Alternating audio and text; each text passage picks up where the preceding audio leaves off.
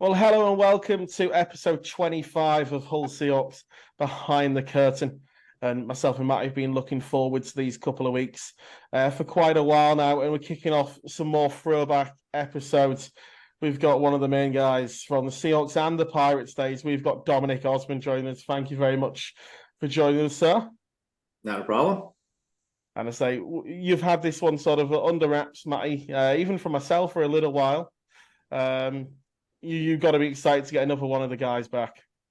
Yeah, I think, for me anyway, like it's obviously a chance doing these podcasts for me to just catch up with, the lads that I played with. And, it was, a great few years that we had as the Stingrays.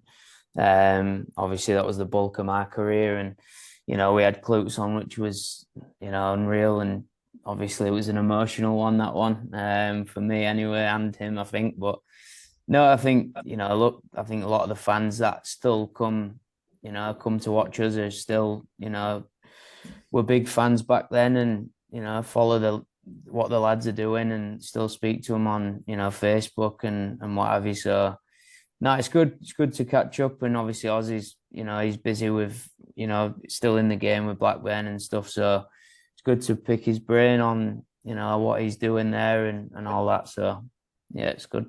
We'll certainly be talking a little bit about time about Ozzy's sort of coaching at Blackburn Hawks a little bit later in the episode. But Ozzy, we're going to start off where we start with all of our guests, first time on the pod.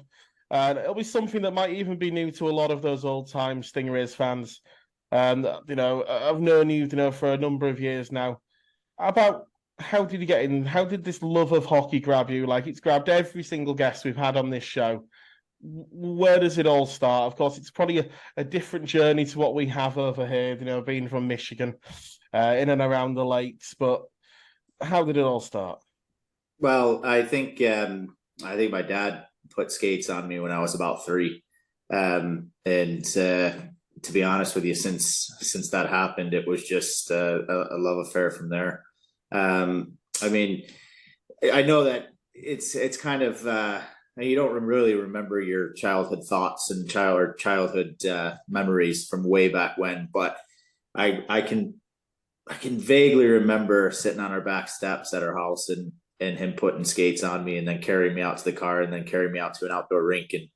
And it's the memories like that I think is what kind of got me into it. And once he put the skates on me, they weren't coming back off. So it was, it's just how it all started. The families, we're growing up in Detroit. Everybody's hockey fans, everybody's sports fans. You live and die with the sports in Detroit, and it was the Red Wings for us mainly. So that was pretty much how it all started. I might have to be a little bit careful on this one, being an Avs fan, but right, rivalries died down a bit. But big though back in the day, wasn't it? It's a different game now. It's a different game. I think they've all forgotten about it, but yeah, I mean, being a fan at that time and just at that age where still chasing the dream, and you'd have an opportunity, even to think that you had a small opportunity to be involved in it. It was always something that you just absolutely loved, and you ate it up. And every time they played each other, you just knew it was going to be a great game. So, and that idea of chasing the dream. So, where did that sort of take you? And it's in terms of for NCAA and then senior hockey.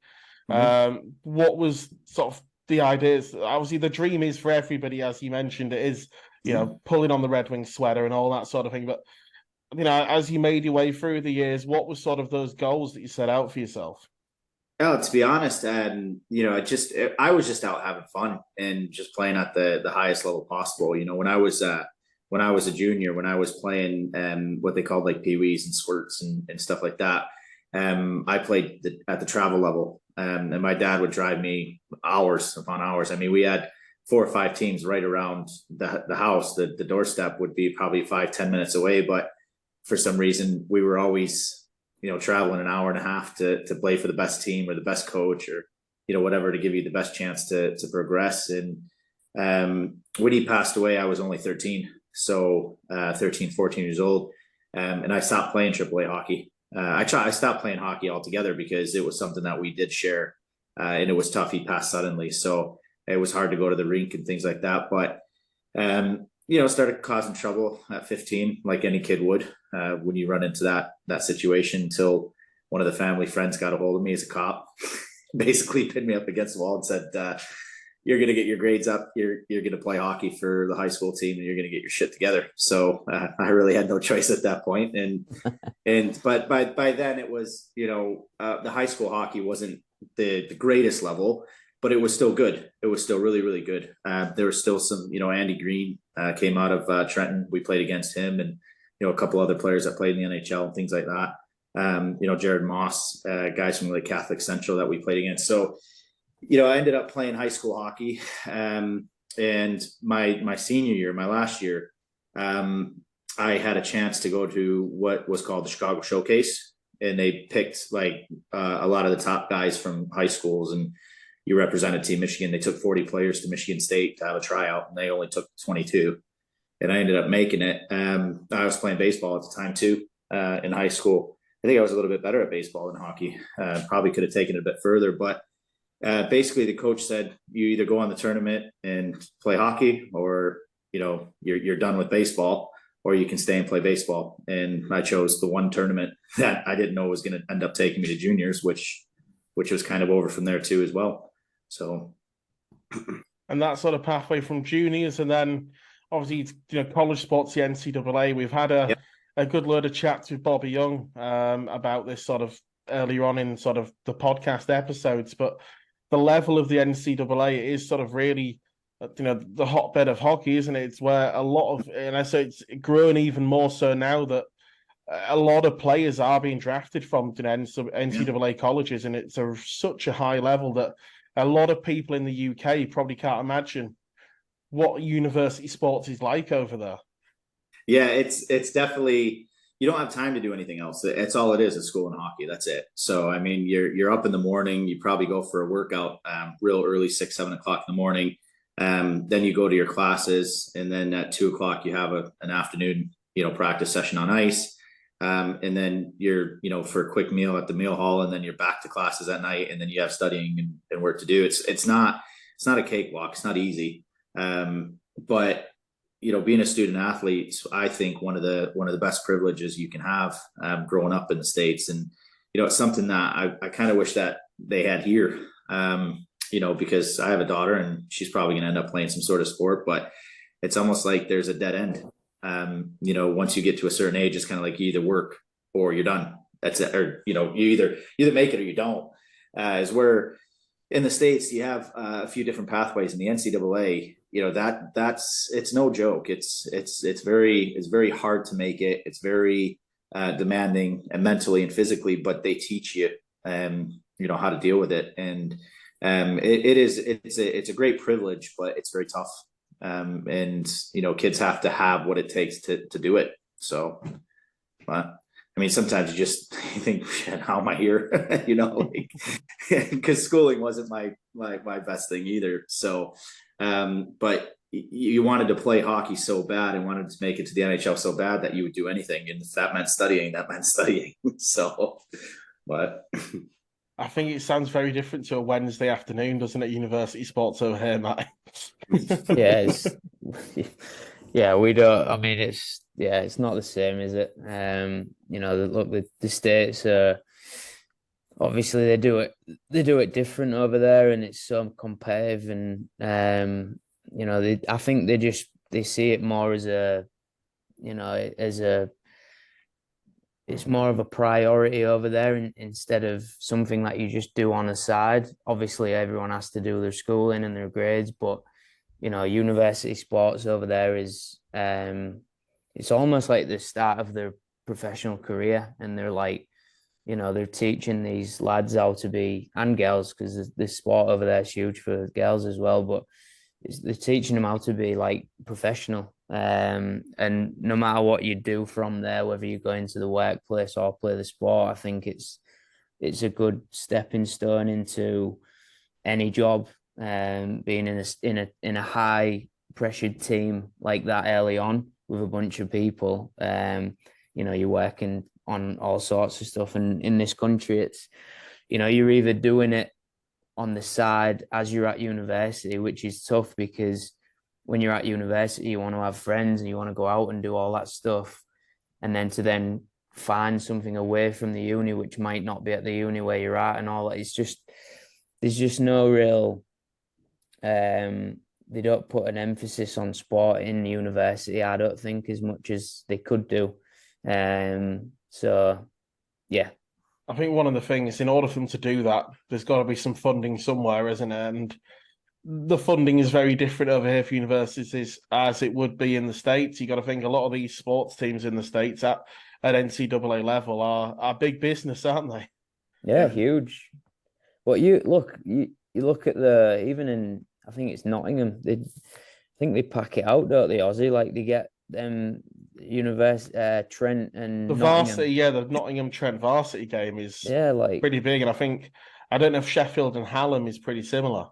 Yeah, like the universities are very tribal, aren't they? And I have never been to a university in general, but I watch a lot of sport, and the fans that go to them games. I mean, the football is crazy over there. I mean, it's religion, isn't it? It's 100,000 people. Yeah. Billions around the world watching college games on Saturday. Down in the big house in Michigan. Yeah, they're 18, 19-year-old guys, and they've got literally 100 fans in the building, and then another 300,000 or 400,000 fans watching. Closely. And it's amazing. I mean, you go to a place like Notre Dame, and you see all the the parades and stuff they do before, and all the traditions they do before, and they've got the Irish bands and stuff like that marches through the campus before the game, and it's a riot. It really is. But they get really into it. Like it's a culture, and that's what it is. And if you're not doing anything on a Saturday and you're a student, you're watching the game or partying at the game or whatever, that's all it is, and you just stick together, and that's all you do. So it would be great to see that kind of thing here, but it would be hard to build. No, I think it's rooted in traditions, isn't it, over there already? I guess one that would have been on your doorstep, Michigan. Is it the big house? The football's great. Is it the biggest stadium in the US? Am I right in thinking? I think it's got to be, but again, all of them are. I mean, you look at the Alabama. They're huge. In between them, South, aren't they? Yeah, they're massive. The South is huge, and I mean, high school football, American football in high school, down south in Texas and stuff like that's insane. They get like 20,000 fans in a week. It's crazy, and it's just And these towns are just that's all they do on a Friday night football. That's what you do. Shop shut, everything shuts. You go to the Friday night football game. That's it. And they're all high school kids, 15, 16 years old. So they really get into it. It's a real ritual over there. I don't think some of the schools around Hull are going to be attracting the same crowds there, Matty, for those ones. But so post NCAA then. So where did it go from there? Then Aussie sort of. 4 or 5 years in college, and then you've sort of you want to continue the hockey career. There are other leagues that obviously out there in the US, senior hockey leagues. I think my first year was in the Central Hockey League when it was up and running, when it was in operation. Because I left school my last semester because I had already completed everything I needed to. I was just I had like stupid class, like a guitar and a piano class and stuff like that, because I knew I wanted, as soon as I was done with the season, we still had another semester left of school, like 2 or 3 months. And I knew I wanted to leave early. So I got all everything done. And then I ended up going to spend the rest of the season with Reading, the Royals. I didn't play a lot. I've only got like 3 games, but I trained with the team and got to know what the professional scene was like. And then the following year was the Central Hockey League. That was my rookie season. That was out in New Mexico. So it was a real adventure. I mean, driving 35 hours out to another state and not knowing anybody, not knowing what you're doing. You just literally show up with a bag and your hockey gear and you're like, all right, let's play.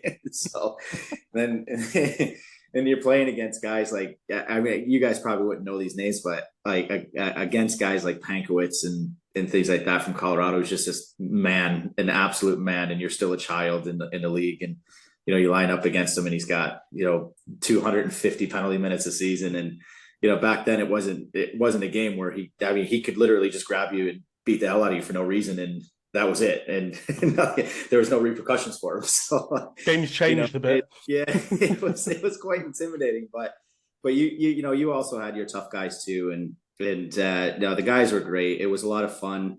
Ended up signing the next season. I wanted an AHL tryout camp is what my goal was after the first season. And that was who I was going to sign with. The next year was whoever can offer that. So it was the International Hockey League after that in Fort Wayne. They got me a tryout camp with the Worcester Sharks, which San Jose's affiliate. It did well. Played, I think, 6 or 7 preseason games with them during training camp. And it was great to see it. And, you're playing with guys, in the system and things like that spend the time in the NHL. And once they come down, they kind of push you down. And then, but that was pretty much it. And then I did one more camp the year after. And that was when I went to Toledo. They were affiliates with the Detroit Red Wings. So that was cool.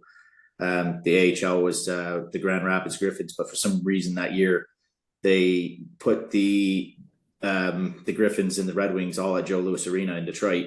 So, and it was surreal, really, putting on a Red Wings jersey and Joe Louis and, going out there. My brother and sister were both there, obviously, and they're standing by the Zamboni doors, and I'm skating around in a Wings jersey at Joe Louis, and they're like, "What the fuck?" But it was clear that they weren't going to take anybody. It was literally just because we were affiliates with them in the ECHL and stuff like that. So they sent a bunch of us Michigan boys, local guys, to the camp that year, which was great. They basically said, "Look, don't hurt anybody or don't, try and hurt yourself or anything like that. The team's picked." I mean, that's when they got like guys like Datsuk, Zetterberg, Eiserman still playing. Yeah, they're like the best team in the world. Yeah, they're like, "Look, you're not going to make the team, but come out and have a skate, have some fun." And it was great. We were there for about a week and a half, and it was really, really cool, really surreal. That was probably one of the coolest experiences that I've had playing. But then after that, you get to about 28, 29, and you start to realize, shit, I don't think it's going to happen for me. And then you start to kind of question it. Do you still want to play an 82 game season? You've already had back surgery, shoulder surgery, your knees have been blown out twice and wrists. And my style of play over there was more of a grinding style. It wasn't skill based whatsoever. Wasn't even real skill based when I was here either. But but anyway, so you sit there and you're like, well, I could go grind it out for about 40 games, or I can, in a longer span, or I can go grind it out for 82 more games and see if I can get a couple more surgeries under my belt. What am I going to do? And that's when, during the off season, you always end up, meeting people and players, and you hang out with them during the off season. You skate with them in the off season. You party with them in the off season. And to be honest with you, that's how I ended up in Hull. Was one night. No, it's a good story. One night, me and Tendler, because I knew him from doing hockey schools and stuff like that. We're at the Falls Lounge in Dearborn, because his missus is from Dearborn, which is completely random. We're doing this hockey school. I've got to say, mate, everybody seems to have a connection with Jeremy. Well, the kid's he's in Saskatchewan or something like that. I mean, he's from like the furthest north that he can be. And I'm running a hockey school, and he's like, I got to find my way to Dearborn. And I'm like, Dearborn? You need to go to Dearborn. He's like, my missus lives there. And I'm like, I live in Dearborn. It's completely random. We never even met each other in our lives. And from there, we just kind of followed each other. That was when we were juniors. So we both went to universities. And then I was talking to him, and he was like, yeah, we're at the bar one night, and obviously you're having beers and whatever. And he goes right on FaceTime and calls Klutz. He's like, oh, I got a player that might want to come out and this and that. So I'm talking to Klutz over FaceTime at a bar.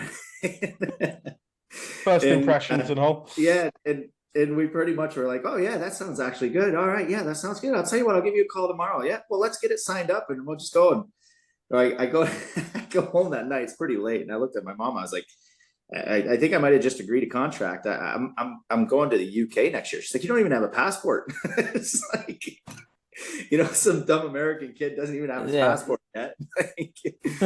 So I think we came to terms the next day or two, and then that was it. And that was me coming over to Hull. So it was literally negotiated over a pint. So, but no, it was good. It's definitely a change though when you're used to coming like playing from a place like Toledo where in that league you've got, I mean, it was a brand new rink, state of the art, 11,000 fans a night. I mean, I think it recycles its own water or something like that. And then, you come overseas and it's a lot different at all the other rinks. It's smaller venues and things like that. And you're just like, whoa, like this is a change. But the atmosphere was just awesome. The guys were awesome. And I think we had some good times, didn't we, Matty? Oh yeah. And it was just, it was a lot like, it was still serious. You obviously still took it serious, but it was different because you're not playing 4 or 5 games a week sometimes. I mean, you can have a 4 and 6 in the ECHL, and I think guys' heads would spin when they found out you played 4 games in a week over there. Like, yeah, it's crazy. Yeah, well, not to mention there's 2 at home and then 1 in Florida and 1 in Atlanta, and then you're on the road. So yeah. But yeah, it's definitely a different world. But it was an adjustment. But once I got my head around it, I think it took me a little bit longer to adjust than I think most guys too as well. But once I did, it was great. Had an absolute blast. My mom came out to visit. She would have never come to England ever. So she got the opportunity. All my family's been out. So it's been it's been quite a ride. That's for sure. No, I think Matty, you'll have to take that one on board. I think contract negotiations over a pint. I think going forward. Oh, it definitely happened. I think already. Like I can't remember if it's been done in a pint, but you definitely speak to players and you're like, but that one is just insane. That it's tens, and it's like obviously. Of course, it's Tendler. It's Tendler. It is. So why would it be anything else? Yeah, literally. So. Funny.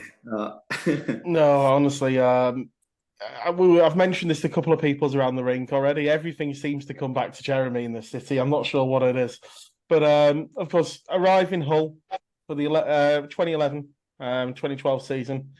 How did he sort of find the game over here? Settling into the team, settling into the city, as you say, very different way of life, I imagine. Yeah, very different. Training camp sucked because all we did was run, and I wasn't a runner. I was on the ice every day for about 2 months, and then all of a sudden we came in and Close is getting us running up. Close was like, "Yeah, we're going for an 8-mile run," and I'm like, "What?" Like, get me on the ice, and I'll probably be the best guy in shape. But then we go for a run. I got lost that second day. I was on my own. I had no idea where I was. I've just remembered that. I was absolutely. Yeah, in North Cave, I was lost and had no idea where I was, what I was doing. I just sat on a bus bench and I was like, I have no clue how I'm going to get back to this place, where I'm going. Because I got left behind. Was back, and everyone just looked around like, "Where's Ozzy gone?" And Klutz was just like, walking around North Cave, in my running gear, just figure it out. But no idea where you are. Not a clue. Not a clue. But I'm definitely not a long distance runner, that's for sure. I was left way behind. And it was just it was a nightmare. But as far as the hockey, like on shape, the in shape on hockey, I was fine. But yeah, when it came to running, it wasn't my thing. So, but I ended up finding them, so we sorted it out. Of course, in 2011, Aussie hit the ground running. 39 points over the season. So it was a tough league campaign, wasn't it? But it's the year that's pretty fondly remembered for a quarterfinal win, isn't it? Yeah. That was the year was that the year that we beat Sheffield? Yeah. Ended up going to the final for that. Yeah, the first year. Yeah, it was that. I mean, that was an experience because obviously I don't think we beat them all year. I don't think that we even came close to beating them all year, them or Nottingham or anything like that. And I don't know, we just seemed to come together at the right time, I guess. Well, better late than never. But it was an absolute blast. I remember that weekend, that full weekend was amazing. So, and sort of Matty, what were your sort of impressions when Aussie comes rocking over from the US, lost on his second day? You're probably thinking, what's Klutz signed over a pint here? No, I mean, back then I was 21 years old.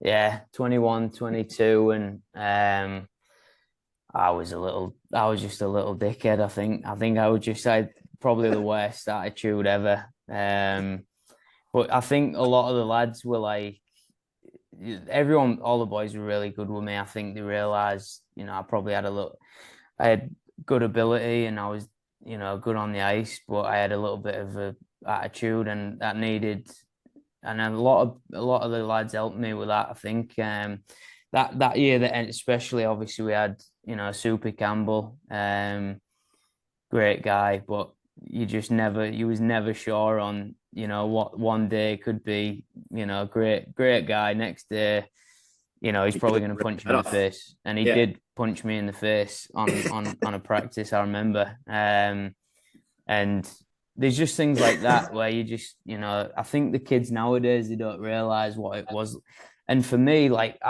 coming out of playing, just in the EPL and playing in the leagues back then, where it was just a lot of British guys and maybe some European players, when you thrust into a team, with 11, 12, Canadian American lads, and you're with them every day, like you're literally with them every day, like you're a family really from that minute onwards. You grow up and you learn different stuff, and how you are every day with guys. And back then we had a really good, like, our whole thing was we had a great room always, and Klutz was big on that. He always wanted us, everyone. We had beers a lot. We went out after games, and we would have never beat a lot of teams if we didn't have that sort of closeness in the room. We always had really good rooms. So for me, it was just learning really how to be a player and train every day with the players that we had. Brought me on massively, I think. And yeah, me and Ozzy was immediately like just two ginger kids, just obviously all I did was pass, all he did was shoot. That was it. It was hilarious. I remember the first year he got here. I think it was the first year. It might have been the second one. We had a tournament in Coventry. It was the first year. First year, and Ozzy rocks up and he's wearing this old CCM bucket, and just like I'd never seen anything like it in my life, and it was just hilarious. Like he's just flying about on the ice, like just, and every time he gets the puck, he's just whamming it as hard as he can, and like it's just using those old two-piece arrows, right? Oh god, yeah. And we ended up winning that, didn't we? And that was probably one of the best night outs ever. And it was a good time. And things like that, I'll never forget them things. So like it was, just a bunch of misfits really. Our team, we had guys from all over the place, and it was brilliant. But yeah, great times. I think it's what kind of kept me there. I know Matty said when he was 21 and stuff like that. The room. It took me a bit longer to adjust than I think most, and it was frustrating for me because I didn't know if I could play that style of game. I didn't know if I could train 3 times a week as opposed to 4, only play 2 games on a weekend. It took me a while, and it was the room that kept me there because there was a time where I thought, I might be going back. I think I might go back to the States. I don't know if I'm done with it yet, and then it just started to click though. But it was definitely the room. It was definitely Klutz. It was, he was really good with me about it. And, I talked to him, I said, look, I'm struggling to adjust. And he just told me, he said, look, it might take you a bit longer than it might take somebody else, but you need to, they said, but if you stick with it, you'll be successful in the league. And I thought for a player of my caliber and my talent level, I thought I did pretty well. And you learn different things too as well, because it is a little bit looser here than it is in the States. Well, at that time it was a little bit more loose. Like Matty said, you go out a lot more, and you find out real quickly what you can and can't do. And going out with Tendler on a game night is something you can't do. No, should never do that. Ever. You should never do that. Let him do his thing, but just make sure that you come prepared and things like that. But there was, like I said, it was that time. It was the room. The guys like like Davies and Tendler and Klutz and Silverthorne, and we had a really good group of guys there too as well. Like you said, Campbell, he was a guy that would keep you honest. But the thing is, he kept you honest in a physical kind of a way. So yeah, he did. you knew if you didn't show up, you'd have to answer to him, and nobody wanted to answer to that guy. I mean, I wouldn't, so everybody just kind of, and Klutz too as well. I mean, you look at Klutz and you're like, no, like he's going tonight, so there's no excuse for none of us not to be going, and you're right in the mix, and you have to play physical, you have to play, that type of game. And I think that's where I started to realize, well, yeah, okay, the level is a little bit like lower than it was, playing in the ECHL, but you still have to play a top game because you can get burned easy in the league. So, but yeah, it was definitely a learning curve, that's for sure, that first year. So on to the second year, I say it was a little bit of a tougher season, wasn't it? No playoffs, 10th in the league, a pretty difficult time for the team all round. Yeah, that second year was I think it was a bit tougher. For myself, that was a year where, I kind of wanted to continue to play, but I didn't know what I wanted to do or how I wanted to continue to play. But towards the November time, the October time, is when I met Sarah, who's now my wife. And so again, we did struggle, but the group of guys and, things that happen outside the rink and stuff like that is what, kept me here. And we just stuck with it. And, no matter what, it was a tough year, but we still carried on, and we're still a good group of guys. And that was something that you can never take away. No, and Matty, it was a big year for yourself, wasn't it? It was sort of a big jump for you in terms of your performance level.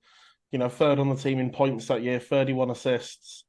So you mentioned, of course, 2011, you were still sort of, very, very young, and 2012, 2013, 2014 really kicked on. I think that was my third year back and playing. I think my first 2 years, I just really needed to. I was just a kid. I just didn't understand how to be a professional yet. My first year was just a bit of a whirlwind, and you play, but you don't really play. And the second year, I had more of a responsibility, but I was just nowhere near ready to be, a top sort of Brit on the team, or and play with these players. I needed to.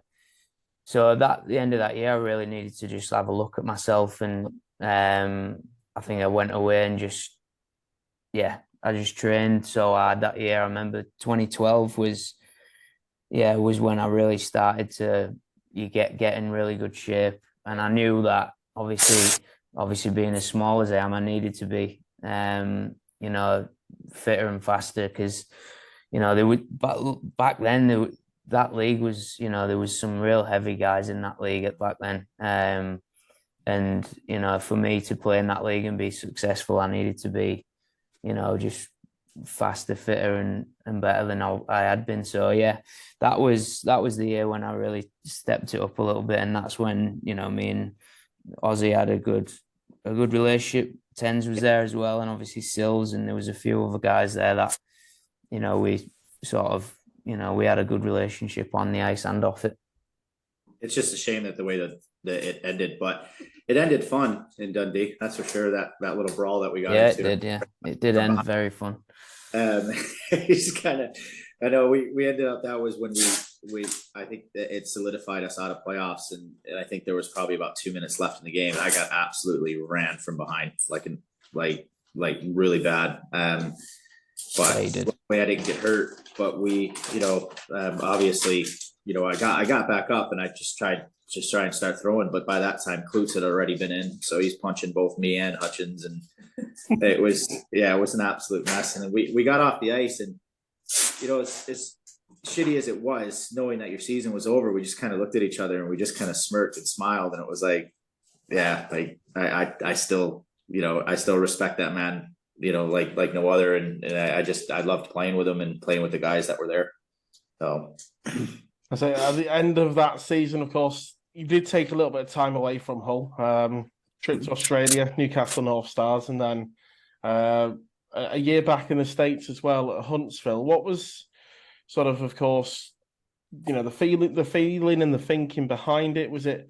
Yeah, and I think it came probably about February time.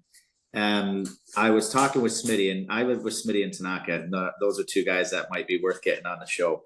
You guys would obviously, Matty knows them both, but I lived with those two guys that second year, and like I said, I met Sarah, and we hung out a lot more and things, and you start to say, okay, well, I think I met the one I might want to settle down with and things, but also there were things that I wanted to do, and I always talked about going to Australia. And one night me and Smitty were sitting down, and I was like, I think I might try it. He's like, you won't, you're gutless, you won't do it. Like right then and there, I was just like, all right, well, the hell with you, I'm gonna go do it. And so I ended up sending a few emails out to the teams in Australia, and I sent my resume, my elite prospects and things, and I said the first team that gets in touch with me, I'm gonna sign with them and just go play a year in Australia and just see what it's like. And I think about an hour later, I got an email back from Newcastle. And then a couple hours later was a couple other teams that I emailed. But I wanted to go to one of the top teams in the league because I wanted, obviously, to not be on one of the teams that was just going to get pumped every night. And so I ended up lucky enough to be with Newcastle. We finished first that year, but we lost in the final. And then, after that, because the season ran over, the Australian season runs over the start of the British season. But also at that time, I knew at that point I wanted to spend the rest of my life with Sarah. So I needed to try and figure something out. I had a lot of things going on at home. I had, car payments and, other payments and things that I needed to settle up because there was only one way that it was going to work. And that was going to be for me to move back here. Cause, Sarah was a teacher. She had a house, she had parents and a family close here. And I was the one that was used to traveling all the time. So I decided I wanted to go back to the States, give it one more year in the States. We needed to look at visas and how can it work. I mean, she's standing here now, she's smiling, but we sit there and think like, how is this even going to be possible? Like you don't really realize how much work had to go into it. And so I ended up talking to an old buddy of mine, and forgive me if I get a little bit choked up. He just passed away last week, Jordan Little.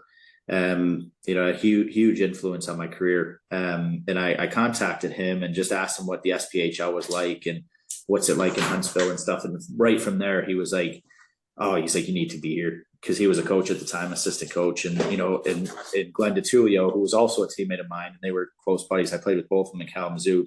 My line mate.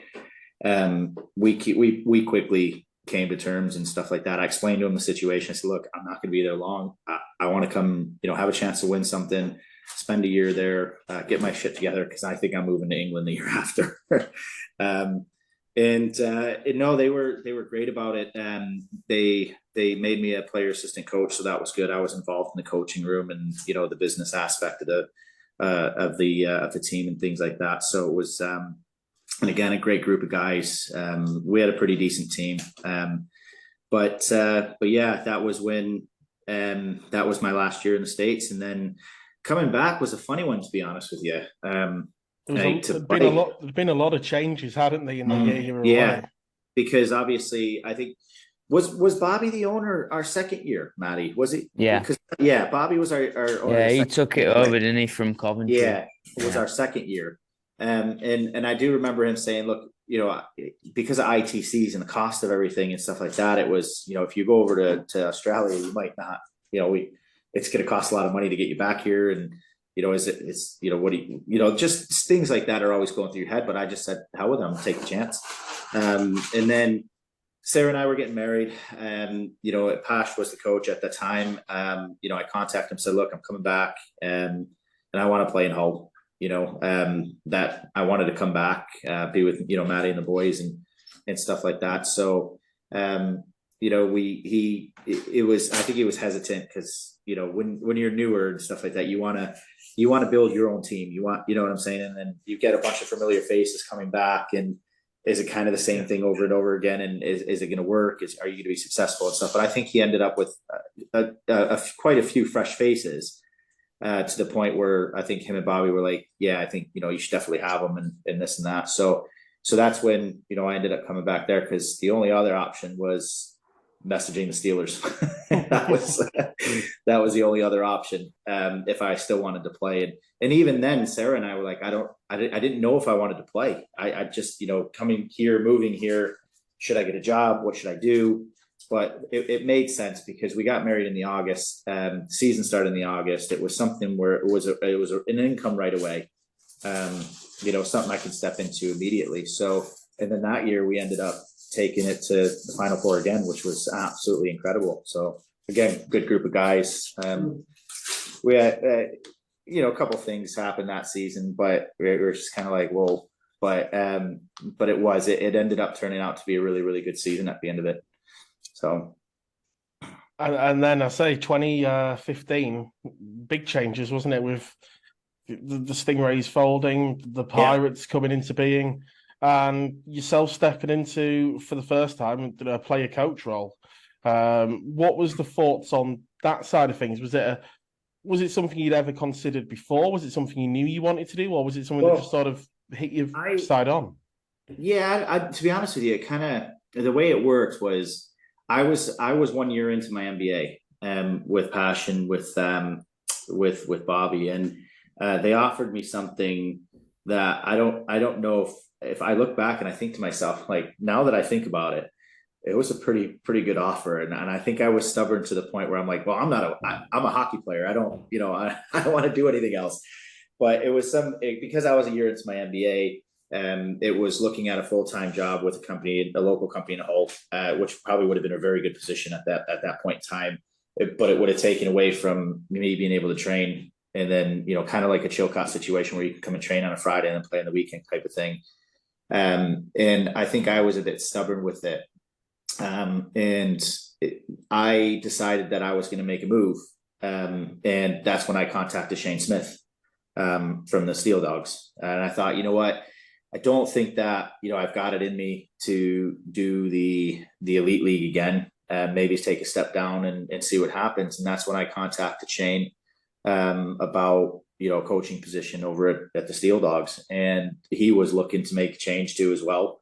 It happened, but I mean, it wasn't long after that the Stingrays liquidated, right? So we had the Steel Dogs team was signed, it was sealed, it was done, and we were working into it that year.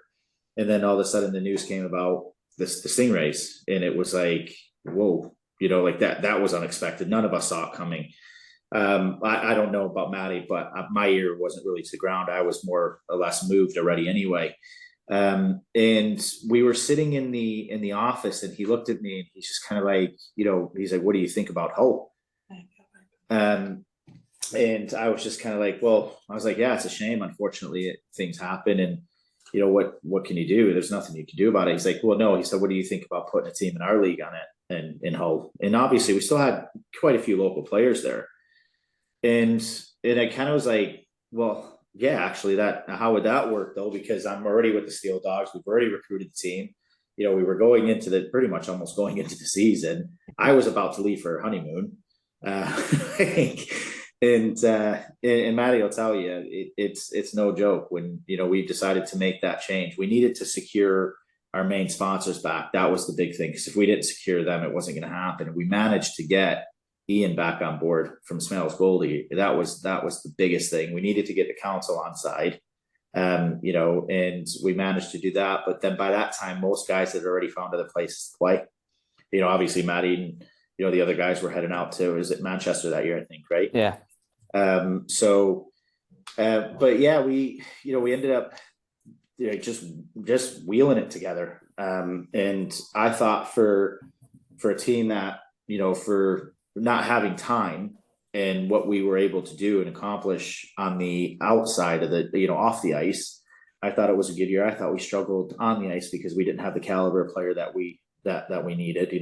Imports came in late too as well, but we managed to secure a couple good ones. And then it just kind of went from there, So it was hard. Player coaches, I mean, I'm sure Maddie and and we'll talk about that later about development and things like that. But player coach is no joke.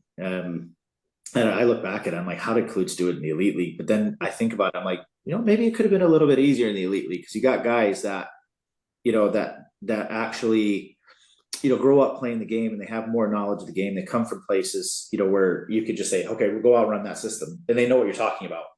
But, even to this day, I look at, a simple system, and I kind of look at the guys and I draw it up, and, in the beginning, they look at me like I had three heads. And I was like, and then you sit there and you're like, oh, God, you gotta break it down. And that's what it was like with the Pirates. And it was, the guys had talent, they were good enough, but they just didn't know where to go and where to be. And it was frustrating at times. But again, I thought we did pretty well. The second year, we built a really good core. We built a really good team the second year, but, injuries and things like that kind of happened. I actually came off the ice. And the first weekend, we ended up bringing in Tommy Lane and stuff like that back. And he was basically going to take my spot. The guy was a way better hockey player at that point than I was, fit for the league and everything. And then he gets knocked out, concussion for like 2 months. Then I'm back on the ice again. And it's like, you go from one thing to another and another. And then it did become too much for me. When Shane and I sat down and talked, so look, I can't do it all because we were doing the off ice thing, and Maddie will tell you it's no joke, and it's a hard thing. I told Maddie at the beginning of the season, I said, look, if you need any advice or anything, just talk to me because I'll give you the hard truth and the honest truth. It's not going to be easy.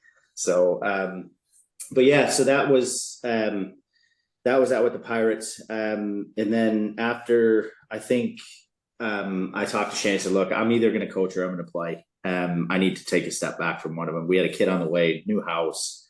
There was a lot going on in our personal lives as well. And I think I was drained, really, really drained. So I just said, look, I need to make a change. Either you want me as a player, or you want me as a coach, you make the call. I'll still do the GM. I'll still do everything else outside the rink, sponsorships, whatever we need to do. But I need to let something go. And that's when I decided to step back and give Hewitt the role. That's what, me, Shane, and Huey agreed. And then we were still going to obviously keep going, but then the league folded. That's English ice hockey for you. So here I am with a newborn on the way, house payments to make, just finished my master's degree, and the league folds. And I looked at Shane and I was just kind of like, well, the guy can't pay me. I'm not doing anything right now. I need to go out and find a job. And that's when I ended up with the company I'm with now. It's Outdoor Living. I grew close to, he was a sponsor of ours. His name's Paul Margerison, and he offered a position, him and Kev, but unfortunately it was weekends. So I worked every single weekend for 3 years after that. So hockey was completely out the picture, and that was where your 5-year gap comes in. So, but yeah, I mean, it's been a hell of a ride. I'll say that much. But every decision that I've made, everything that we've done, has worked out for the best for our family. And that was first and foremost. Hockey had to take a back seat for a little while. So. No, say it always does. You've always got to put the family and work first, that type of thing. Before we do move on to sort of the return, essentially, with the Blackburn Hawks. Something obviously a lot of our listeners will know, obviously those that followed the Hull ice hockey through the reiterations of the team. See, with yourselves at the Pirates, you'll have got to know and work and coach with a lot of the current Seahawks group as well. Yeah. Obviously, it's what Maddie has to deal with now on a day-to-day basis, but Fish, Towns, Bonner, Salem, you've been and worked with them all. Yeah, absolutely. I hope that they maybe took a little something from me or learned something from me, or, and that to me would be that's where I gauge my success is, hopefully even if they just took one little thing, it's a system or what to do, how to do it, anything, that to me is success for me. And I would hope that I had a positive influence on a few of those guys. But, they were going to grow into it anyway. The way that those guys work and the way that they play and stuff like that, I respect them very highly.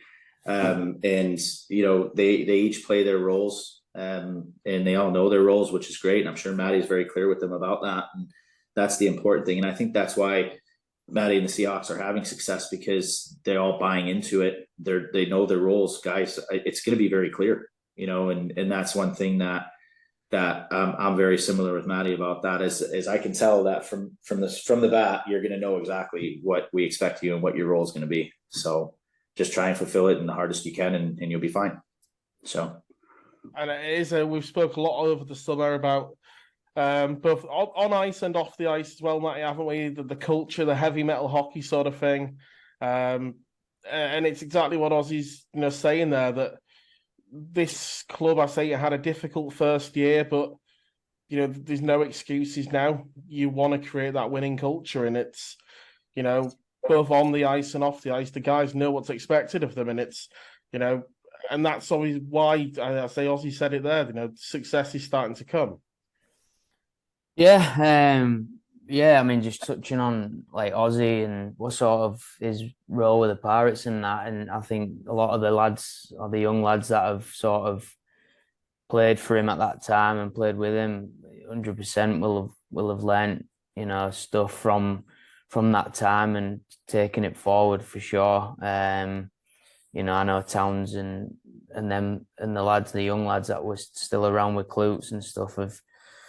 Just learned from all them guys like Silves and Ozzy, and just how to be a player. And, like he says, it's so funny, but it probably was way easier to be a player coach in that league, because he's right. Like, if you say a 1-2-2 or whatever system you wanted, honestly, like this, you're saying it to these kids now, they have absolutely no idea. And you have to break things down completely, with video and stuff like that. But hey, I guess that's our job to do it. But yeah, just touching on us, I think, look, he's right there about, how difficult it is. And, when I decided to do it, I think it was, I knew exactly how difficult it was going to be, because I've spoke to Ozzy about it at the point, and everyone else that I speak to, Steve Nell and all these guys that run teams, it's near on impossible really to do it, especially to do it sort of, I guess on your own in a way. I mean, look, the help that I had to start the club was like invaluable, really. With Ian and what he offered us at the point, when he did, it was massive for me personally, anyway. But just getting it all started with the council and stuff. But then, yeah, going forward into actually like running the team and how the team operates. I mean, that is just me, and sort of how I see things being done. And obviously, me and you talk a lot about this, Connor, but yeah, but he's right. Like, it's not the team in the game; it's everything else that takes a knock-on effect. I've got two young kids and a new house that literally needs renovating top to bottom, and on top of all that, another business that I need to run, and it just gets like stupid. I mean, without Sam, my wife, I wouldn't be able to do any of it, because what she's done this year for the Seahawks is completely helped massively, and she's essentially running quite a lot of it on the back end. And with Matty Mallory, my brother-in-law, he does a lot for us as well, including yourself, Connor, and Callum and Emma. So there's a lot of people that now help with the day-to-day running of the club, which we spoke about at the beginning. You wouldn't be able to do it without it. But at the end of the day, the main meats of it is the team on the ice, and that they need to be right. They need to perform, and you need a winning team in Hull. And we know that we've been here for long enough that if you don't, it's not even the winning. It's they need to have an affiliation or want to come and watch, whatever reason that is. It might be, they all work really hard, or they enjoy the match night experience, or they like the logo, whatever it is. They have to align with something. So I've tried my best to sort of cover all them things with logo and branding, and try and get a team on the ice this year that is we outshoot everyone. I think we've got the most shots in the league, on any team, and things like that. That the way I want my team to play is, like we've said, heavy metal hog. I want us to be, the minimum requirement is you work hard, you fit, and that's the main thing for me. And obviously the other things will come with it. But yeah, I mean, there's a lot, right? And I think it's just difficult that, I mean, someone like Ozzy, I mean, when I first did this, someone that I spoke to quite early on about it, and, at the time, if he had more time, I'm sure I would have got him involved in this, and, it would have been something that would have helped me a lot in terms of, having someone to lean on. I've got Willie obviously there now, and he helps me with that, but someone with Ozzy's experience in coaching as well, and obviously the game, massively, and we still talk about stuff now, obviously, don't we? But it's it's a lot. No, I completely understand. Well, I try to understand where you're coming from anyway. Someone on not quite on the outside, but still looking in. But no, you're 100% right. The thing you nailed down there is about those fans in Holland, the affiliation that they need to have with a team. And when you talk to fans around the rink, they seem to have this idea of, although yes, results in the league table don't always mean everything, but there seems to be this golden affiliation with this sort of Stingrays group, doesn't it? The late noughties through to 2013, 2014. It seems to be sort of a golden generation in a lot of people's head of that was the team that captured my interest, or that's the team that, where I was attached to the team and the players, and, they absolutely gave their all, and, they had such a connection with the fans. And it's, if you can win that over again, everything else is just going to come back, isn't it? Yeah, I think so, mate. I think if you could look at it in two ways. I mean, obviously there was a lot of good players at that time, and obviously for me, the big part of that was Klutz and the culture of the team and how he wanted us to play. And we often had, quite tough teams, and we played hard. But you've got to remember as well that was the elite league, and a lot of fans, at the end of the day, they want to see the best. And we've said this before, fans love watching British players, but they also love watching imports more, in my opinion. I think they love to watch, someone like Tens or Aussie or someone come over, and someone from Canada, America. That it's that old thing of seeing someone from over there come and, then be professional. And I think at that point, the league, obviously they get to watch the best in the league every week. Obviously that helps a lot with that. And but at the end of the day, we are where we are, and the league we're in at the minute is a competitive league, and 3 imports, it's going back upwards at least, and becoming a good product again. And the parity in the league, we talk about this all the time. Every night is a really interesting night. There's obviously the best teams in the league, and we know they are, but I think it's every night's a difficult night to win. And like you say, Connor, I think it looks like we're starting to get that, imprint again back into the city of, the Seahawks. And, again, the branding, I talk about it a lot, but people love it. The merch is everywhere now, and that's one thing we really, really wanted to get right.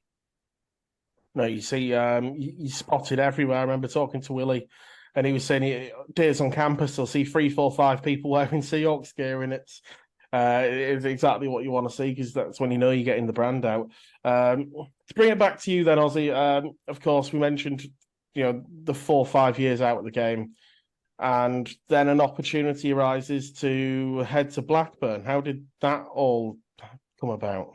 Well, I won't say who it came through, because he'd rather not talk. Well, he'd rather stay just under the radar, which is fine. But it's somebody who I definitely respect a lot, and grew close with over the years too as well. But it was kind of random, after COVID hit and everything like that, and you kind of sit back and you reevaluate what's important in life and what you really want to do, and what you're about. And it's imprinted in my DNA is hockey. So I was just, I tried to go back and play rec hockey, and it's like I enjoyed it because of the guys, and they're a really good group of guys that I play with. I still talk to a lot of them and stuff like that, but it wasn't, it was fun playing and everything like that. But then you realize the way that I used to play, and how hard the game is actually when you don't play it anymore. And driving out, the closest rink to me is Hull, and it's 46 minutes away. So you're driving out, you're coming home from work, and I work in Hull, so I'm driving 45 minutes back to home. I'm having something to eat, and then at 9 o'clock I'm driving back out to get on the ice on a Friday night. And or you got a game on a weekend or something like that. It's an 11 o'clock game, and it's just like, it was great, it was fun, but I just wanted to kind of get back into it, and it helped, because I was on the scene and stuff like that. But then I got a random text, and I was talking with Sarah, and she did say, she's like, part of you is missing. It's what you are, it's who you are, it's who you were when we met. And I tried to replace it with golf, and then I got too competitive with myself there and played 2-3 times a week, and and then that came the text. And when we spoke about it, I just thought, I just need to find a way to get back in. A buddy of mine, Jay Holiday, him and I talk about him. He's a doctor now, a resident doctor. And he thinks about it too as well. We're both like, man, I just wish we could get back into it. Or, we talk about the NHL a lot and stuff. And then I get a random text saying, hey, listen, you're going to get a call from Blackburn. And I was like, Blackburn? I didn't even really know anything about the league. I didn't know, anything about where it was at that point. And so I looked it up on my phone, and there's a Blackburn in Sheffield, and I thought, oh, that's not too far, it's only 45 minutes away. Wrong. So I double checked it again. It's an hour, it's an hour and 35 minutes away from my house. And I was like, oh, well, okay. And I'll go, I'll take the meeting, and I'll sat down and talk to him. And I left from Hull, which is what I would have to do on a Thursday to get there, and it was a couple-hour drive, and it is what it is on a Thursday night. But really, when I got there, I just got a really good vibe and a really good feeling about, what they're trying to do. And, that it reminded me a lot of the Seahawks, of what they're trying to do and rebuild. And I gave them my ideas, they gave me their ideas, and things just started kind of aligned. And I like where we're at, even though we are the top team there, in Blackburn, there's still an element of being able to work with kids, develop, players. And that's what I used to love to do anyway. My off seasons, I ran hockey schools, I coached it. That's what I did. And I probably would have done that if we would have been back in the States. I probably would have found something in hockey, whatever it was. But unfortunately here, your closest rink again is 45, 50 minutes away. So it kind of makes that a little bit harder, when you've got a kid and you've got a family and stuff like that, because you don't want it to overtake your life too as well on the side of working. And also I got to admit that, and Maddie knows as well as anybody, and everybody knows this, that English ice hockey is completely unpredictable. So you put yourself in a position where it's your only source of income. You've got a family to raise. They could be gone in a second. It could be gone like within days, and then you're kind of stuck. So it's not, it's not something that, I'm willing to uproot my family for and move and do full time. But also, with it, it's filling that gap. I'm back in it. I get to work with, development and, in a competitive league. I think this year is more competitive than it has been in the past. And, an organization that's been around a long time. So, new ownership, obviously, but yeah, so I got a random text. I took the meeting, I went out, and it was pretty clear that I wanted to give it a shot, and that was, I think, when Maddie was getting the Seahawks up and running too as well. So, there was a bit of, we were both coming back, like while I was coming in back into it, and, he was starting the Seahawks and things like that. We quickly, talked to each other and developed a relationship and things like that. So, but yeah, so that's how that happened. And I say, in terms of this year, certainly, it's been a pretty good start to the season for yourself. It's that North one, though, is in a very, very competitive division this year, isn't it? All the way through Billingham in 1 to Whitley down in 6. You've got 3 points between you after about 11 games each. Anyone can beat anyone in that sort of North one this year. Yeah, I think with the organization, the way that they're running it, and what they've done in the past year, what we've been able to accomplish last year has attracted, like, kind of opened eyes and attracted players and things like that. We've managed to make a few good additions, like Bobby, obviously, with Matty last year. Getting Barnesy, that was big. We ended up having Tate Shuja, and I mean, what a hell of a player that kid was. We've just obviously moved him on, helped move him on. We were, I'd like to think that we were a big part of helping him progress, getting some game time and stuff like that. But, he's a hard worker, and we've managed to bring in some really good young talent, and we brought it in last year, and it's starting to develop, and it's starting to pay off a little. But we had a hell of a start, and then all of a sudden, within, I'm sure Maddie knows my pain. Within a week, we lost five guys. It was, 5 of our guys that play, 5, not 2, not 3, not 1, 5. So it's been a hard few weeks, and we dropped a couple games, but that's the thing, is you don't really realize, when you build your team, the timing of everything, and losing those guys hurts, because the depth department, we've got guys on 2 ways that are playing down the NHL too, that they're just not ready for a regular shift. But that's the whole point of a 2-way: get them up, get them some shifts, but let them play down there, get as much ice time as possible, because the gap between the NHL 2 and the NHL 1 is massive. Then from the NHL 1 to the National League, it's even bigger. But that's what some of these kids and some of these people don't understand. And that's what we're trying to create, and that's what we're trying to just, like, prove to these guys. Look, the gap is huge. To be successful at our level, I'm sorry, but you have to be the best player at that level first, and beyond, not just the best player. And that's something that we're trying to develop within the kids and the culture and things like that. And but we also, with us, it's different, because getting onto the development aspect, we are the top team in Blackburn. We don't have a team above us, a National League team. So we also have the duty to put up wins, make sure it's an exciting environment, and we have to be the professional team in that city. So it's a hard balance, and it's a lot of work, and it's a lot of communication between parents, coaches, our team, players, everything. So it's constant. It doesn't stop. But we're seeing it pay off in some of these younger guys, which is great. And to be able to put them around experienced guys that have been up in the National League, such as Barnesy and and Bobby, and bringing in a guy like Royds, who, I'm sorry to say it, but that kid could play. And I think he's National League talent as well. So you get him on the ice a couple times a week, and he's there. But unfortunately, his work commitments have probably taken over, right? Where he's taking a little time out. But yeah, we're doing all right at the moment. We had all our guys back this last weekend, and we managed to really put a good showing on against Solihull, and come out with a big win there, which was huge. And then you get news that another guy's hurt.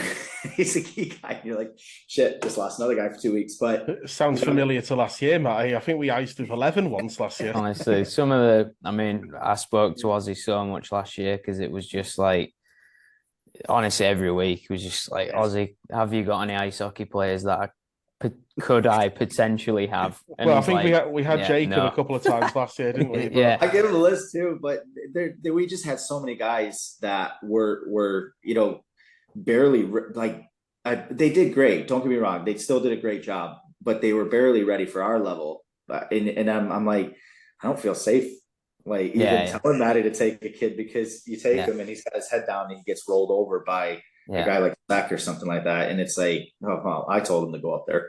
And it's I don't want that on my head, or I want that on my conscience, right? So yeah, it's we're definitely moving forward, and our thing is, we signed a bit of a longer term contract with them, in line with their ice contract with Planet Ice, and it's a process, and we're sticking to it. As long as we improve every year, I don't care where we are, what we do. We need to make sure that, like you talked about, you have to put in the performance. The wins and losses will come, but if you don't put in a performance and work your absolute ass off, then there's not going to be any room for you. because we will find the players that will do it. The issue is they're very far and few between. So it's hard because you may have a guy that works unbelievably hard, but his skill level isn't quite there yet, or he's too young, or, you know, there's kids that are capable. I feel at 15 years old, I feel that there's kids capable of playing at our level, but they're being held back. I don't want to say held back. I can't say held back, but for some reason, they're not allowing them to play. I don't know why. Insurance reasons, whatever, you know, fine. I've never gotten to the discussions of it, but I'm sitting there thinking to myself, I'm like, God, you know, don't tell me Crosby wasn't playing with 18, 19, 20-year-olds when he was 14 and 15. Yeah. But that's how you get great. So, you know, I watched a little video on Jaromir Jagr the other night, and, you know, he's still going. He's almost 60 years old, the guy, I think. And he still trains at 11:30 at night. But what he was saying is when he was 14, he was playing with 18-year-olds, you know, and he was getting better and faster than them. And that's why he was so good. And that's what he said. So that was my main source of development, was playing with older, bigger, stronger guys. And it was more dangerous back then than it is now. Sorry to say it. Sure. No, for sure. Yeah. So, but yeah, so we've got, I think it's a bit different if you have a national league ahead of you, where I feel if you did have a national league team, then there should be more of a development pathway. I don't think that, you know, in our league, if we had a national league team, I don't feel that our main goal would have to be winning. Our main goal would be like, you know, the way that we would do it is say, look, come support your future, you know, Hawks, come support your future National League Hawks or whatever, because they're going to be playing for us. That's how you basically promote it, because then, you know, you work with them, and then you don't have the pressure on it, but your pressure is to develop hockey players. And that's what I feel this country's missing it. And I've said it before, and I'm not afraid to say it, but and unfortunately, sometimes when you do say it, you become the enemy to a lot of people. But I'm not gonna lie. I'm not gonna, you know, sit back and say it. But, you know, we're in a different position than a lot of others. And if you have a team ahead of you, you need to look at trying to develop players, because then it's going to attract other players. It creates a pathway, right? So we're still trying that with other teams. You know, obviously Maddie and I have a relationship at the moment. We don't really, you know, we've got a couple guys that skate with Maddie, I think, but, you know, more in the off season and stuff. But it's still a pathway. It's still getting players in the limelight, in the light, and, you know, next to those types of players and things like that. So, you know, the higher skill, the higher pace, you know, you want to get them out there as much as possible, because it's only going to make them better, and it's only going to make your team better.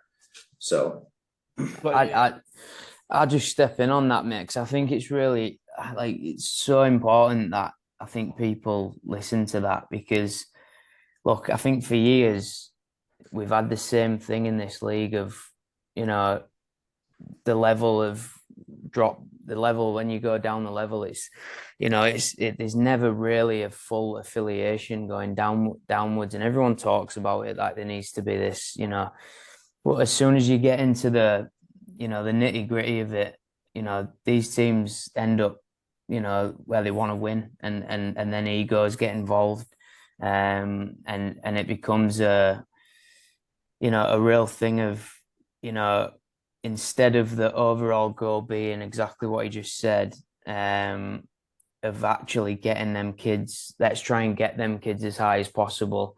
I think the thing of ice time comes in, and trying to, you know, these kids need ice time.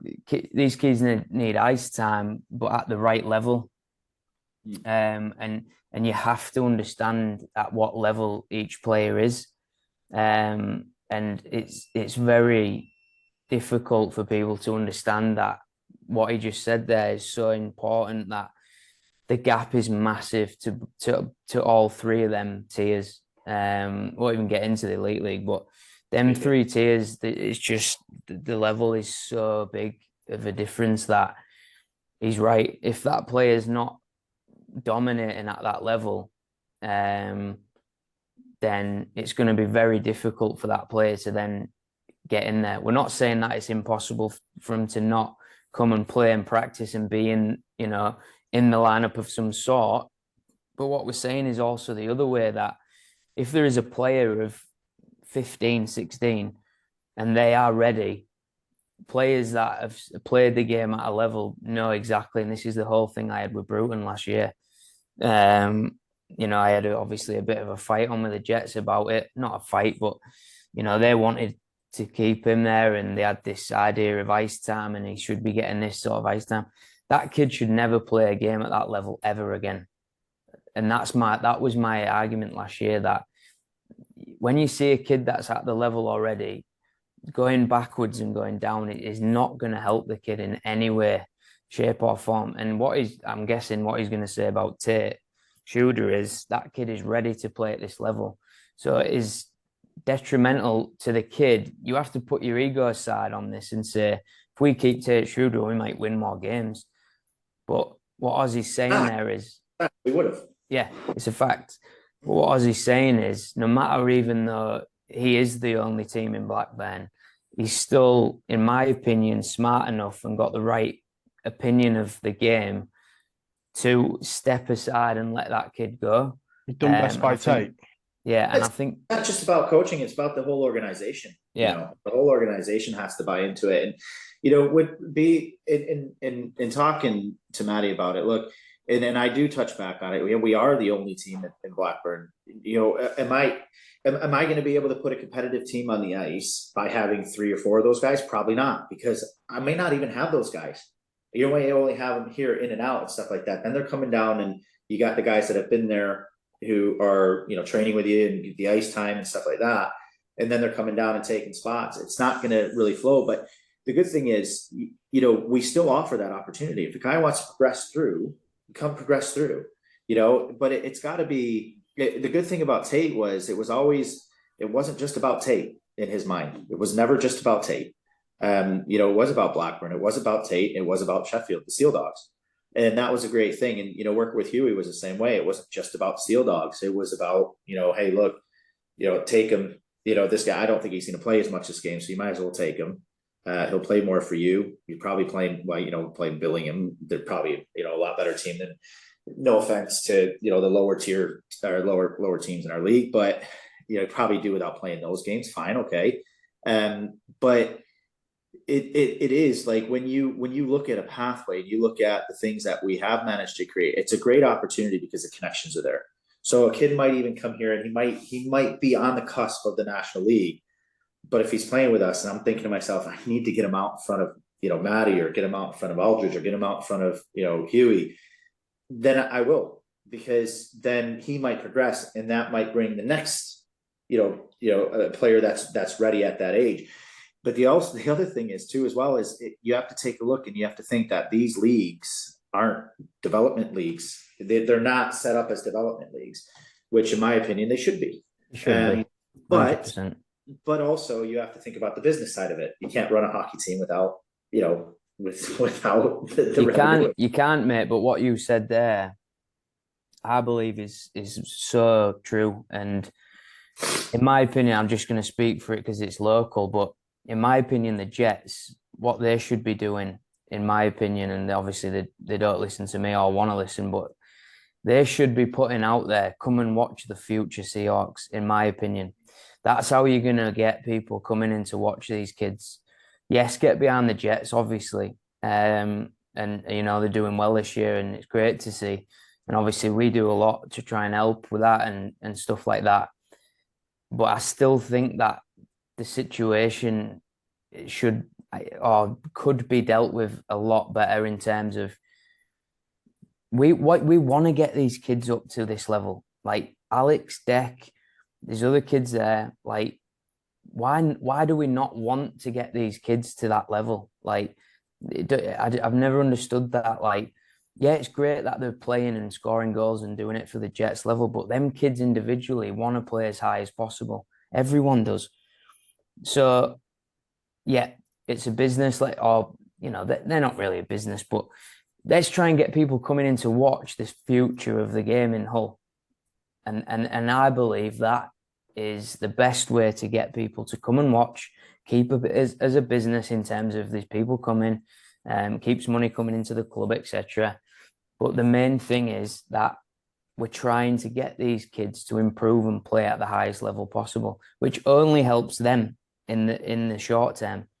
You know, we're looking at it now, Deck and Alex scoring goals at the weekend, you know, but, you know, by the sounds of it, them two are by, you know, the best players on their team. I ain't played them, or you'll know more than me, Ozzy, but, you know, the way they're playing, it's testament to them being on the ice with the lads. That's it. Yeah, absolutely. I feel like that higher level ice time helps massively, and that's what we try and do with our guys. And you know, the guys that are trying to make it to our level, we want them on the ice at the NHL 2 level because it is more ice time, even though the gap is bigger. You know, they still need to they need puck time. You know, they need the puck on their stick. They need to be able to play with it. They're not going to get as much at our level as they will be in the top guys at the level below. But I will also say that I feel like if a guy's going to play 4 shifts a period with us or play 7 shifts a period with the level below, I think those 4 shifts with us is 100%.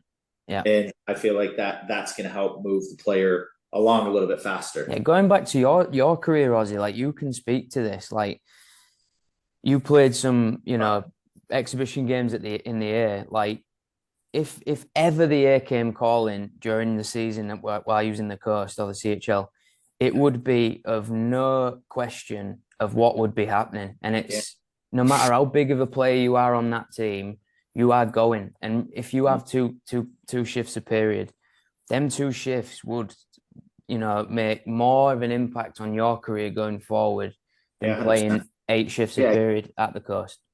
I do agree. You know, like I said, it's one of those things where there is a fine line between it, and but the gap, the difference is like from the ECHL to the AHL, the gap is smaller. Yeah, it's smaller. It is smaller, sure. but when you're here, the gap is like this. And it's a constant argument of opinions of how do we make that gap go like this, but you're running there's barriers between it. You know what I'm saying? So there's always barriers.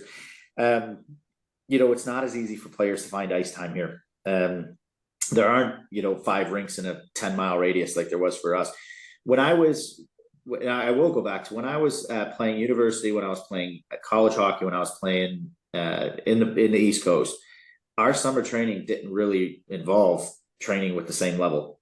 We tried to find the NHL skates. Exactly. We tried to find, you know, the Phil Kessler skate, where he didn't really want a lot of guys out, but he still had, you know, 15 guys on the ice, and you have a 20-minute skate, and then you have a 20-minute, you had a 20-minute, 20-minute drills, 20-minute scrimmage, and then literally he'd make you back skate at the end of it because that's what he wanted. He wanted those guys to be on the same level to push him to get to the next level. But we would die for that hour, right? We would drive I used to drive 45 minutes for that hour because, and on my own dime, I invested in it. I did that. But that's what a lot of kids don't understand is investing in your development. You know, you got kids that are, you know, 16, 17. I've heard of kids in our league that want to be paid at 16, 17 years old. And I'm sitting there thinking to myself, I'm like 16, 17 years old. Do you know what I mean, I look back and I'm sitting there thinking about it. I used to work at the rink and I used to spend my money on trying to go skate. That's what I used to spend my money on, not the newest shoes or, you know, whatever the newest, like it was what I spent my money on. Right. I mean, don't get me wrong too, as well as my mom supported me a lot. Right. So, you know, there were times where I needed to put gas in my car to get to the rink. Oh, can I get $20 so I could put, you know, well, where are you going? Well, I need to go to the rink. I need to train. I can't get, you know, so there's, you know, there's a big responsibility on the parents too, as well. And unfortunately, some of the parents may not be able to help. And we get that, and I get that, but a kid has to be willing to crawl to get to the next level. It has to be willing to literally get their fingernails and dig in and do what they need to do to get to the next level. Maddie will tell you, I was never a skilled hockey player, but my work ethic was high, and I had pretty decent brains too, as well, for the game. I could think the game really well, and just do the simple things. That's it, because there's always coaches out there that are looking for those types of players. Those players are so important to the players that can go out and literally score goals. Because without those players, the puck doesn't get up to them, or it doesn't work without it. But these kids nowadays, we've got a couple, are literally digging in with their fingernails and crawling and biting and scratching to get to the next level. And it's showing in their play. We've got some guys that need to realize that and understand that, because they may get left behind, right? And these kids are doing everything they can to not miss a practice, to not miss a game, to do anything that we're asking them to do. And those are the kids that are going to make it to the next level. I'll tell you now, we've got a couple of them right now, and I will talk about them too as well. And I tell them to their face, I tell them in front of the team, and I say, this kid is, 16, 17 years old, and he's outworking everybody in this room. And players don't like to hear that. And when that happens, well, shit, he is. And then they realize, you show them the video on it, and then all of a sudden you've got your older guys going, and it's pushing them. And that's what's going to make your teams better, but that's what's going to make your development process better. Right. So, but as we said before, the kids need to play at the higher level if they're going to play. That's what they need to do. And that's something that you have to decide which way your team is going to go, which way your organization is going to go. Am I saying that it would work for us in Blackbird to have 3 or 4 guys like that between the National League and our league? No, I'm not, because it has to fit within our regime. It has to fit within our plan. Can we have 1 or 2 guys like that? Possibly. We had one, we lost him.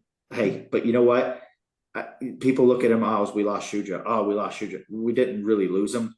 We helped move him on, right? Yeah. So maybe there's another Shuja at 15, 16 right now that's looking at, well, I want to go to Blackburn because they were able to help him anyway, in some sort of way. I'm not, by all means, I'm not saying we were responsible for moving him alone, because we weren't. The kid worked his ass off from last year. When he got to us this summer, he came to us a completely different player in the beginning of this year than he was last year. He was out of this world because he put in the time, he dug in, and he created the opportunity himself when he got the opportunity to go, to the point where he was like, shit, like, what am I going to do here? I can't, like, he's competing, right? So, like, if he's competing, then he's got to give him the opportunity. So, but I completely, I understand what Matt is saying too as well. But those are things that I think that the players need to take it on themselves, and the players need to take it on, if they're listening, or if they do listen, it's got to be down to the player. If you feel that's what you want to do, make it happen, make your decision. That's all there is to it. So are you going to play at the highest level possible for 2 or 3 shifts? Or are you going to go down and play a full game the next night, or that night? Or are you going to have a combination of both, right? To help your development, but help both teams at the same time. And it's a 2-way street. It's got to be a 2-way street. It has to. So, but it's got to work for the player and both teams. That's all there is to it.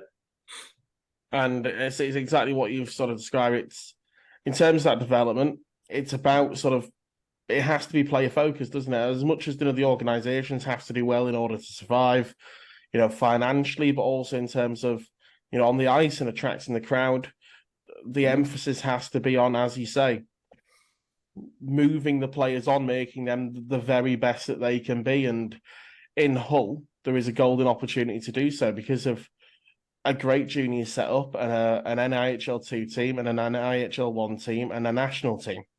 And it's one of the few places in the country that has such a good opportunity to create a pathway.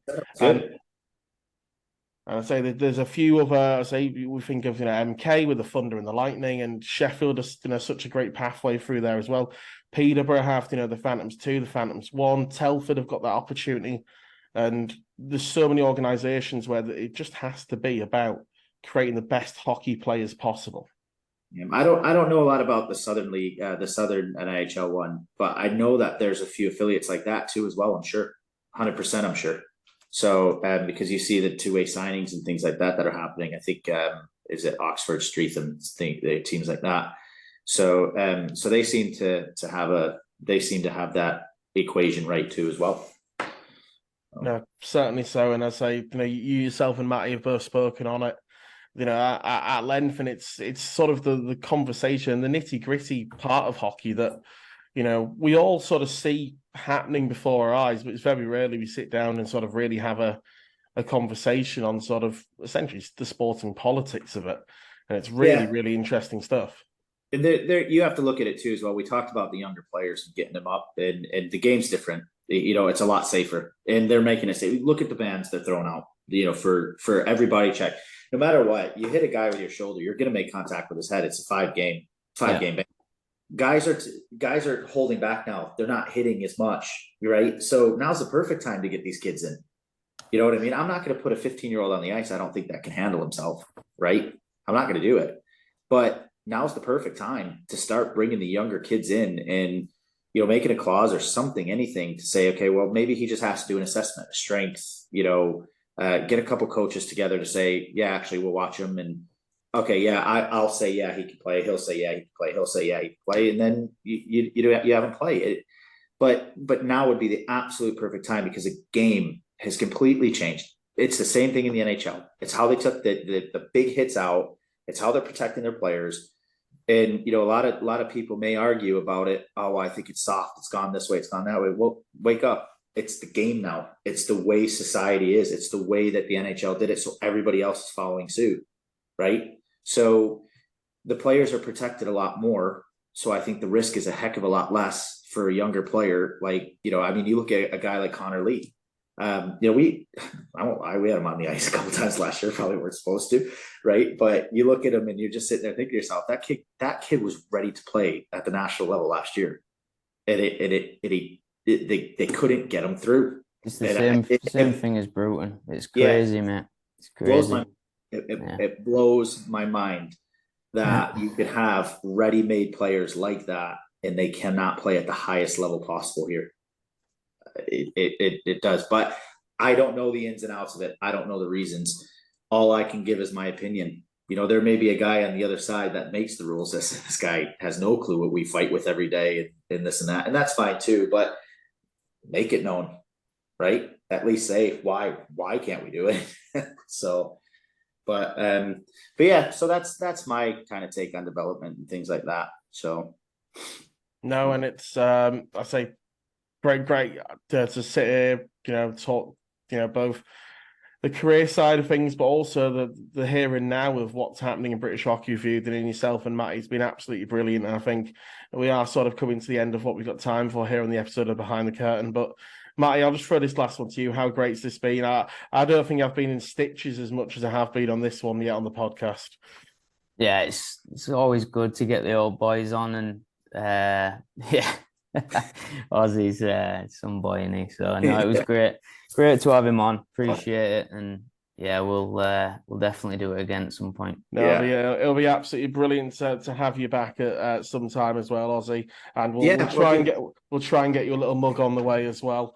Appreciate that. Thanks. But that's been episode 25 of Hull Seahawks Behind the Curtain. Make sure you like, follow, share, and subscribe to wherever you get your podcasts from, whether that be YouTube, Apple, or Spotify. Make sure you tell all your friends, get it shared on social media. Ozzy's back on the Seahawks podcast. It's been great to chat to you, and we hope you've enjoyed this special feature episode of Behind the Curtain.